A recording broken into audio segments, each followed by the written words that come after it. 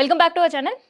So ప్రోటోకాల్లలో, కొన్నిసార్లు ధర్నాలలో, ఇంకోసారి పెట్రోలింగ్ వెహికల్స్లలో, ఇంకొన్ని సందర్భాల్లో బందోబస్తులు, ఇట్లా ఫుల్ బిజీగా ఉండే పోలీస్ ఉద్యోగం చేస్తున్న వాళ్ళందరూ కూడా పోలీస్ బాస్ ఒక గుడ్ న్యూస్ చెప్పడమే కాదు, వాళ్ళపైన ఒక వరాల జల్లు కురిపించిందనే చెప్పొచ్చు. ఈ వార్త విన్న తర్వాత అవును నిజమే అని మీకు కూడా అనిపిస్తుంది. ఏంటో తెలుసా, వాళ్ళు ఇల్లు కొన్నా, లేదంటే ఖాళీ స్థలం కొన్నా, పిల్లలను చదివించాలన్నా వాళ్ళకి తక్కువ వడ్డీతో రుణాలు.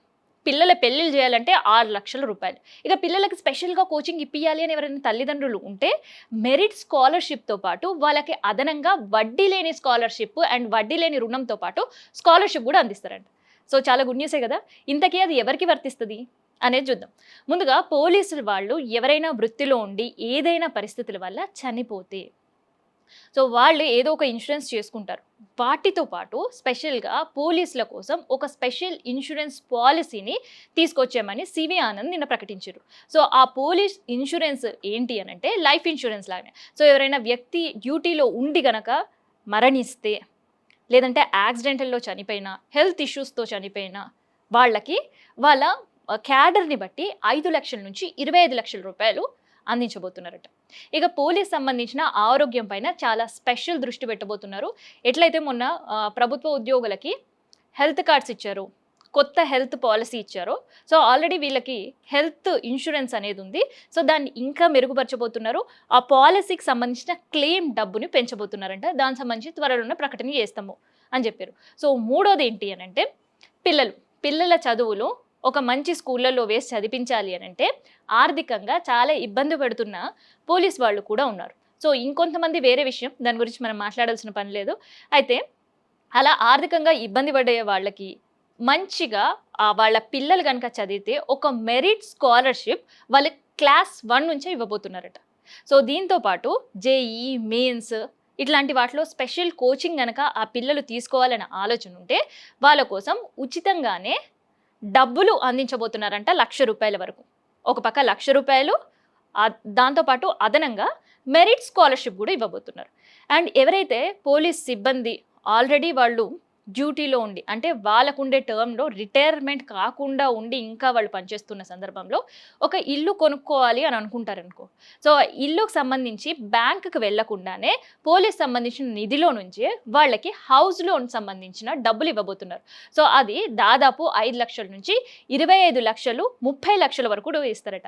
దానికి సంబంధించిన వడ్డీ బ్యాంకు వడ్డీ కంటే చాలా తక్కువ ఉండేటట్టు కేవలం 6.5% వడ్డీతో ఉండబోతుంది.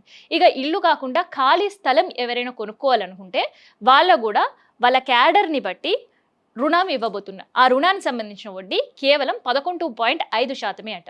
ఇక ఎవరైనా ఆడపిల్లలు ఉండి వాళ్ళకి పెళ్లి చేయాలి అనే ఆలోచనలో వీళ్ళు ఉద్యోగంలో ఉన్నప్పుడు, సర్వీస్లో ఉన్నప్పుడే చేయాలి అని, లేదంటే పెళ్లిళ్ళ సమయానికి పోలీసు ఉద్యోగం చేస్తున్న వ్యక్తి కనుక సర్వీస్లో ఉంటే వాళ్ళ పిల్లల ప్రత్యేకంగా కేవలం ఇది ఆడపిల్లలు ఉన్న వాళ్ళకి వర్తిస్తుంది.